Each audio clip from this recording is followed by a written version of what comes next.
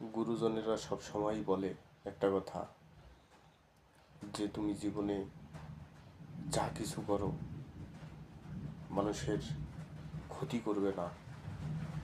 আমার দাদাও সেম এই কথাটি বলে গেছে যে নাতি তুই যা করিস কর, কিন্তু মানুষের সঙ্গে বেইমানি করবি না।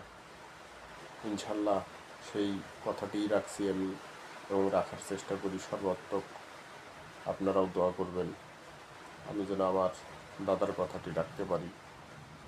এবং আমার বাবা একটা কথা বলছিল যে অন্তত মানুষের সঙ্গে উচ্চস্বরে কথা বলা প্লাস মানুষের সঙ্গে বেইমানি এটি যেন আমি না করি।